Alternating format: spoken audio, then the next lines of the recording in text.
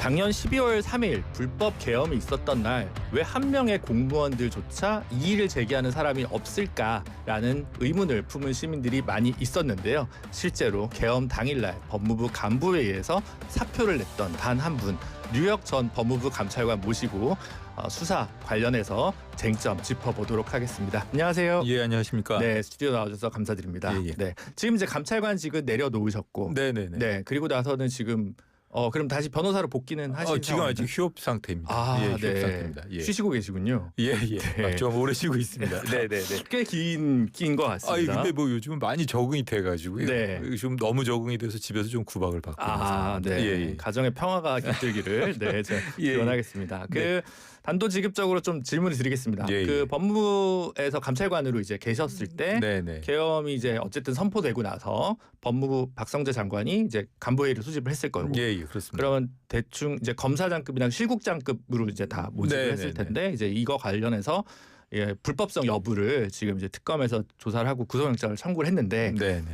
검사 생활을 오래 하셨으니까 예. 첫 번째가 이제 구속이 될 거냐, 두 번째 불구속이 되더라도 무죄인 건 아니잖아요. 그러니까 무죄로 단정할 수 없으니까 이제 구속 불구속 여부, 유죄 무죄 여부에 대해서 감찰관님 생각이 궁금합니다. 저는 뭐 유죄 부분에 대해서는 뭐 가능성이 아주 유죄의 개연성이 아주 큰 사건이라고 보고요. 네. 구속의 필요성 면에서 놓고 보면은 지난번에 구속됐던 이상민 장관이랑 네. 그다음에 뭐 기각됐던 한독수 총리 그 중간 정도에 위치하고 있어가지고 네.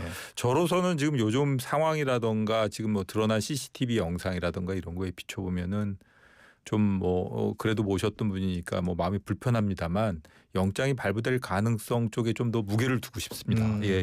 조금 약간 경계선에 있는데 CCTV 영상이 뭔가 하나의 또 결정구가 될 수 있겠다. 그런 것 같습니다. 그런 상황이 또 있긴 하네요. 들어보니까. 참고인으로 내란 특검에 출석을 하셨다고 했는데 네네. 내란 특검에서 집중적으로 질문한 것들이 뭔지 여쭤봐도 될까요? 저는 사실 뭐 여러 번 말씀드렸습니다만 사실 그 회의에 들어가서 바로 이것이 계엄 관련 회의냐고 그 확인만 하고 네. 바로 그 자리를 피하려고 했기 때문에 네. 그 자리에서 바로 나왔습니다. 바로 나오셨다. 예, 그리고 사직서를 썼기 때문에 이제 뭐 그날 있었던 일보다는 뭐 그냥 제가 알 수 있는 최소한의 사실에 대해서만 진술을 했고 그다지 뭐 특검 쪽에서 뭐 저를 조사하고 뭐 아주 증거 가치가 높은 증인으로 판단했을 것 같지는 않습니다. 네. 아주 솔직 담백하게 말씀을 해주시는데 그러면 그거는 어쨌든 그 TV에 윤석열 전 대통령이 나와서 계엄을 선포한다고 얘기한 이후에 이 간부회의는 소집이 된 건가요? 예, 그렇습니다. 네. 제가 간부회의에 갔을 때 시간이 자정 직전 무렵이었고 제가 사직서를 제출한 것이 자정 직후니까 네. 딱 그 무렵이었습니다. 근데 이제 그러면 계엄이네? 간부회의가 소집되네? 갔을 때는 사직서를 가슴속에 품고 들어가신 건가요? 아닙니다. 지금 뭐 일단은 그냥 저 마음을 정리하면서 갔고요. 계속 뭐 라디오 방송을 들으면서 갔고 가가지고 사실 장관께 뭐 이게 계엄 관련 회의입니까라고 묻긴 했지만 그게 어떻게 보면 장관의 입장이라던가 나는 이제 여기서는 딱 선을 긋고 떠나야겠다라는 제 입장을 밝히면서 어떻게 보면은 그게 뭐 간단한 질문이긴 했습니다만 어떤 면에서는 저는 이 길을 가려 합니다. 장관님은 어쩌실렵니까? 이런 게 함축되어 있는 의미였다고 생각을 하는데 뭐 그날 들었던 대답에서 저는 뭐 박성재 장관은 그 길을 가야 되겠다는 뭐 확고한 의지를 보여주셔가지고 저는 뭐 그냥 그 자리를 박차고 나왔습니다. 박성재 당시 장관이 확고한 의지를 보여줬다는 것은 묵묵무답이었다는 겁니까? 아니면 어떤 발언을 했다는 얘기입니까? 제가 뭐 이게 계엄 관련 회의입니까? 그러면은 뭐 보통 사람들 같으면 계엄 관련 회의인데 왜 늦게 와가지고 이러느냐고 뭐 이렇게 얘기할 수도 있을 것이고 앉아서 한번 우리 상의를 해봅시다 이런 얘기도 할 수 있을 때 네 그래요. 그러니까 뭐 어떻게 하게 그래서 그걸 왜 묻냐 이거 뭐 생뚱맞게 이런 식으로 감도 없이 그런 거 질문해서 되겠냐 감찰관이 뭐 이런 그 감정을 느꼈기 때문에 저로서는 좀 실망스러웠습니다. 감찰관은 사실은 이제 다른 실국장들과 달리 그 이제 외부 공모를 통해서 내부도 지원할 수 있지만 외부 공모를 통해서 별도의 임기가 보장된 일종의 감사 자리라고 보면 되는 거잖아요. 네, 그렇습니다. 그래서 이제 쭉 이제 재직을 하고 계신 상황이었는데 그러면 그 자리에는 뭐 법무부 차관 그리고 뭐 예를 들면 인권국장, 출입국 관리본부장 이런 국장급, 검사장급 내지는 국장급은 다 왔다고 보면 저는 뭐 그때 당시에 모든 실국장들이 다 있었다고 생각했는데 네. 검찰국장만 그때 해외 출장 중이었다고 하고 아. 나머지 실국장들은 전원 다 있었고 주요 실국의 주요 주무과장들도 몇 명이 더 포함되어 있었습니다. 예. 그냥 가셨을 땐 제일 늦게 가셔가지고 다 저하고 착석을. 차관이 제일 늦게 도착했고요. 네. 그래가지고 같이 들어갔습니다. 같이 예. 들어가셨군요. 네네. 그럼 과천에서 네, 모인 과천입니다. 예, 예. 네. 그러면 그 다음에 무슨 얘기가 오고 갔는지는 거의 없으시네요. 저는 뭐 그냥 그날 그 자리에서 본 거는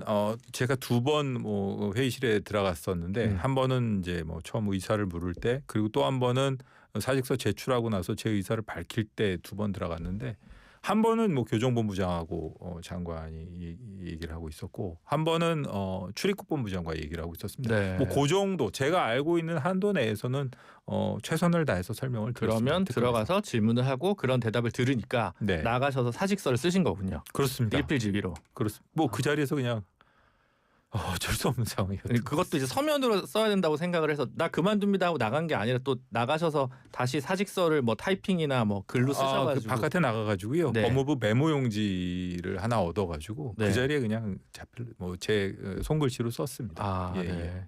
그렇군요. 그런 멋진 장면은 직장인들이 모두 꿈꾸는 자리이긴 한데 네네. 사직서라고 3글자로 쓰다 아니면 일신상의 이유로 사표를 씁니다라고 길게 쓰셨나요? 아니 뭐 제목도 못 썼던 것 같고요. 네. 나중에 그 사직서를 수리한 저 인사 저 혁신 인사 그쪽에서 이제 저한테 하나 기념으로 가져라고 PDF 파일을 보내줬는데 보니까 제목도 못 줬고 네. 아유 제가 봐도 좀 막 그냥 날려 쓴 글씨더라고요. 네네네. 날짜는 쓰시고 날짜는 썼습니다. 네. 날짜는 썼고 시간도 정확하게 써놨습니다. 시간까지. 예. 여러분 모든 서류에 이렇게 시간을 적는 게 굉장히 중요합니다. 네.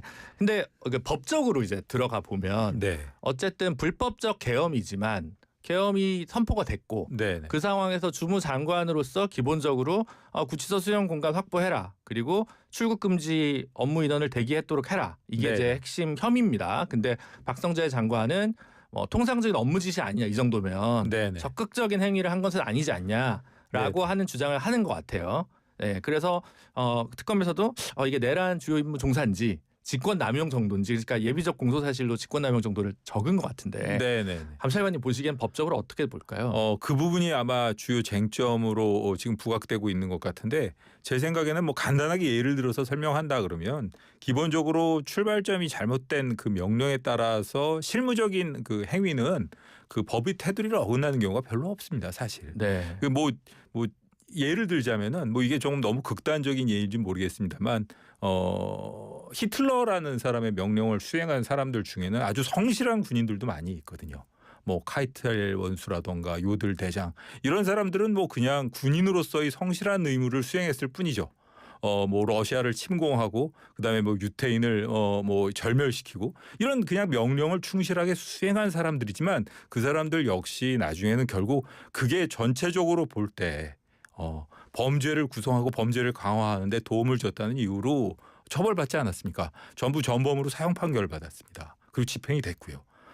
그런 그 과거의 전례를 놓고 보더라도 사실은 그런 그 부당한 명령이라든가 그런 광기에 어린 결단을 내리는 사람을 뒤에서 보조해주고 그걸 실천하는 일반적인 성실한 공직자가 없으면 그런 미친 짓이 성공할 수가 없겠죠. 사실은 만약의 경우에 국회에서 그게 해제 건의 결의가 되지 않았다면 아마 지금도 성실하게 그 임무를 수행하고 있었을 사람들이 많을 것으로 보입니다. 네. 그랬다면 아마 큰일이었겠죠. 그런 점에 비추어 보아도 이것은 법원에서도 그런 형사정책적 고려라든가 과거의 전례라든가 역사적 교훈이라든가 이런 거를 좀 충분히 고려를 해서 현명하게 판단을 해야 될 사안이 아닌가 싶습니다. 예. 이제 김용현 장관 같은 경우 당시에 사전부터 모의에 가담한 것으로 좀 보여지는데 네네. 박성재 장관 같은 경우 이제 당일 정도에 안 건 아닌지 이런 생각이 좀 드니까 이게 이제 주요 내란 업무 종사냐 예. 예를 들면 요게 있을 수도 있고 아니면 이상민 장관은 뭐 단전 단수 이런 걸 지시했다라고 하는 조금 더 적극적 조치를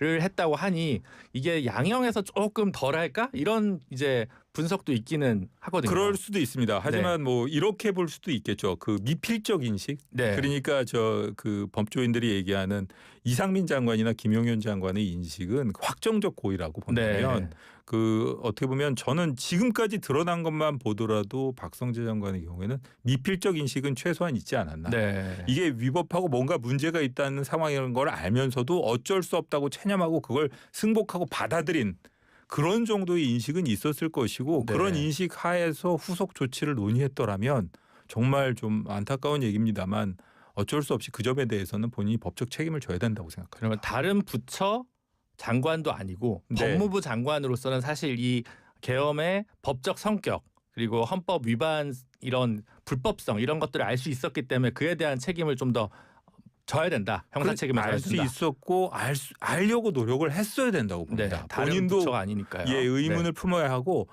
지금 뭐 그 CCTV 영상에서도 드러나지만 제가 사실 이게 계엄 관련 회의입니까? 이건 따를 수 없습니다라고 얘기를 했던 것은 어떻게 보면은 장관에게 제가 직접 이거 좀 문제가 있는 거 아닙니까? 네. 이렇게 직접적으로 얘기한다기보단 이 길을 가시렵니까?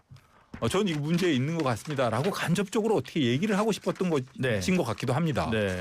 그런데도 불구하고 그렇게 단호한 모습을 보였던 것을 보면 그리고 2시간 전에 도착해서 여러 가지 이 문제점이라든가 왜 계엄을 하려는지 이 부분에 대해서 충분히 인식을 하고 그 자리에서 정족수가 채워질 때까지 자리를 유지하고 나중에 최상목 부총리가 이의를 제기하는 모습을 보고도 충실히 자신의 의무를 다하기 위해서 나갔고 그리고 나서 법무부로 복귀하면서 이렇게 여러 그 실무자들에게 전화를 해서 순차적으로 업무 관련 지시를 했던 것을 보면 이런 행위를 어떻게 평가하는지에 따라서 앞으로 우리나라의 미래도 달라질 것 같습니다. 네. 예. 이 CCTV 영상이 이제 공개되면서 사실은 그동안 했던 진술들도 좀 거짓이 아니냐 이런 비판이 지금 거세거든요. 예, 그렇습니다. 그렇죠. 예. 이제 그러면 완전히 그 여러 국무위원들이 했던 얘기가 뭐 침소봉대한 것도 있고 완전 거짓말인 것도 있고 이렇지 네. 않습니까?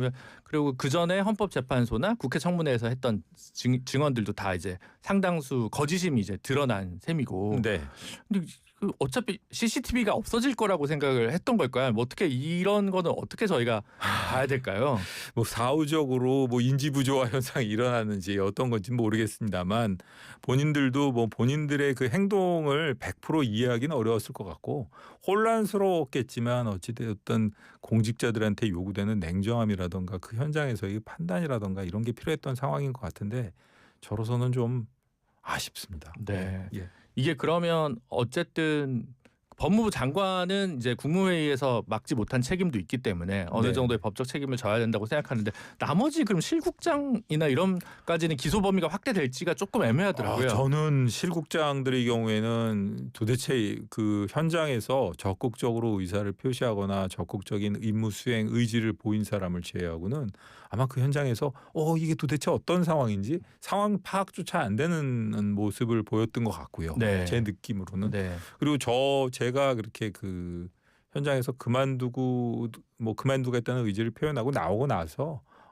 몇몇 실국장들이 전화도 걸고 뭐 이랬던 것을 보면 그 실국장들도 그때로서는 뭐 판단이 잘 안 되고 좀 혼란스러웠던 상황이 아닌가 이런 생각이 듭니다. 확정적으로 이 내란이라는 성격 그다음에 이 계엄의 문제점에 대해서 인식하고 있지는 않지 않았나. 뭐 그런 식으로 뭐 무한정 범위를 확대하기 시작하면 네. 이거 계엄에 대해서 명시적인 반대 의사를 표현하지 않은 사람 모두 동조자라고 몰아붙이는 게 되니까 그건 적절치는 않은 것 같습니다. 예. 근데 사실은 이제 그 감찰관님은 검찰에 오래 계셨지만 중간에 변호사 생활도 하시고 네네. 그래서 이제 다시 감찰관이라고 다소 독립적인 기관으로 이제 일을 하신 건데 다른 실국장은 지금 뭐 법무부 탈검찰관은 거의 돼 있지 않으니까 전부 검사들이잖아요.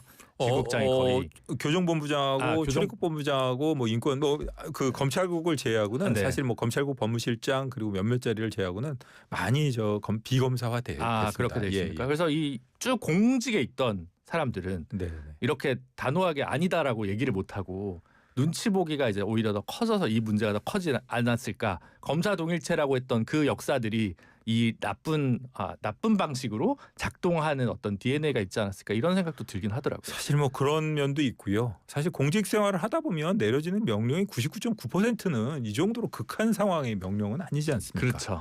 약간 좀 본인이 견해를 달리 하더라도 그걸 따른다고 해도 이게 선택의 문제이지 이렇게 아예 이렇게 위법하고 뭐 위헌적인 상황을 고려한 이런 말도 안 되는 명령이 내려오는 거는 거의 없었으니까 뭐 그런 제 경우를 너무 저는 사실은 뭐 여러 가지로 생각이 많았던 사람이고요. 네. 그렇기 때문에 뭐 그런 뭐 운도 따랐던 것 같고 그런데 뭐 어쨌든 제 경우를 일반화해서 남을 비난해서는 곤란할 것 같습니다. 그런 게 아닌 것 같다라고 네, 말씀을 하시는 거군요. 네.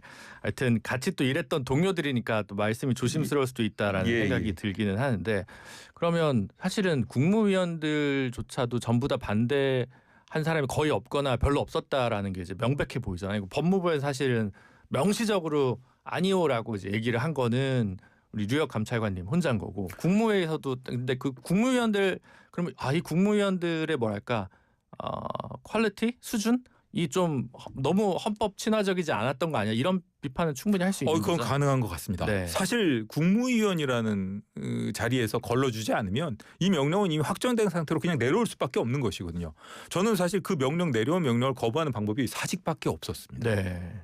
제가 그 의사결정 이미 결정돼서 내려온 의사결정을 거부하는 방법은 제가 그 자리를 면하고 나가서 제가 하고 싶은 말을 하는 거 이외에 뭐가 또 있겠습니까? 그렇죠. 하지만 국무위원은 그 자리에서 아직까지는 최소한 정식 공포가 되지 않은 상황이라면 어떤 수를 써서라도 막았어야 되는 거 아닌가 하는 게 제 생각인데 네. 좀 그 점이 아쉽습니다. 네, 알겠습니다. 마지막 하나만 질문 드릴게요. 지금 사법부에 대한 불신을 제기하는 쪽이 있어서 네. 내란 특별 재판부 만들어야 된다 이런 법이 민주당에서 쭉 올라오다가 네. 요즘 약간 주춤한 상황입니다. 법 쪽에는 약간 엇갈리는 시선들이 있는데 감찰관님께서는 어떻게 좀 보고 계신가요? 저는 뭐 내란 특별재판부라는 것이 뭐 내란 사건만을 전담하기 위한 재판부의 모습인지 아니면은 뭐 이렇게 좀 기존의 그 헌법과 법률에 따른 법원 구성을 완전히 침해하는 것인지 그 법률 구체적인 법이 나오지 않은 상황이라서 뭐라고 얘기를 하긴 그렇습니다만 최소한 지금까지 좀 그 재판부가 보여준 특히 직위원 재판부의 모습이라든가 이런 걸 놓고 보면 조금 국민들이 기대치에는 못 미치는 점이 있지 않나. 네, 알겠습니다. 오늘 담백한 말씀 너무 감사드립니다. 네, 지금까지 류혁 전 법무부 감찰관이었습니다. 네.